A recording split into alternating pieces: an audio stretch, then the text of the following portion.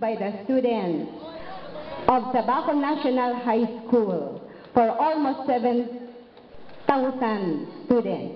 Okay, please stay in front, architect. Okay, we have also Mrs. Elmarie Gascon Rapalio, Mrs. Leticia Saba de Villa.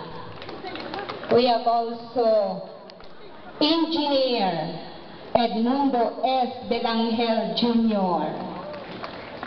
We have also Salvacion, Mrs. Salvacion Lacerna Bobiles, Mrs. Gemma Destiny Belien, the husband of architect Belien. The wife, sorry. We have also Mrs. Alma Serrano Abagatnan, Mrs. Ellen Torres Velez, and also her husband, Mr. Dexter Velez, Mr. Protasio Bolano Jr. Please. Okay, we have also Mrs. Aurora Latigay of Tabaco National High School, Mrs. Agnes Ribancos Gurimbao, Mrs. Perfara Rona, Silva Rona, Mr. Danilo Alano, the principal of Angas Elementary School. Okay, we have also Mr. Pedro Buse, Mr. Tom Borrero, Mr. Joseph Boss, Mr. Tomas Bragais of Tabaco National High School. Okay, we have also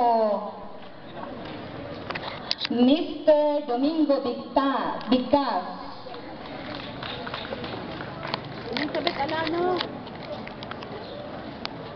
Okay, so Mrs. Rachel or Raquel Reynal Dasir, Elizabeth Alano Berces. Elizabeth Alano Berces. Mrs. Elizabeth Berces. Alano Berces. Alano Berces. Okay, so these people are the batch 83. And yours truly, of course, Mrs. Julma Bicar Gubio.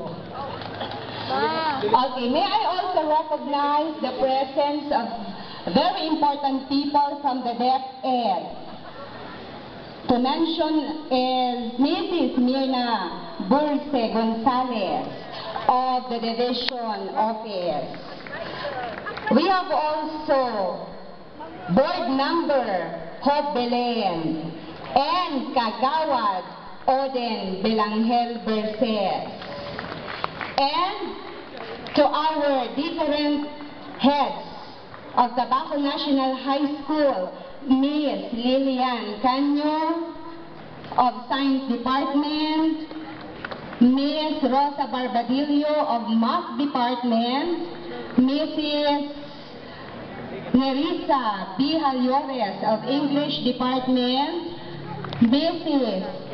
Merl Camo of Filipino Department, and our OIC Principal, Mrs. Emma B. Sardenia of Values Education. Okay, may I also request other batch 83 who are present to please join the group in front of the ceremonial pole.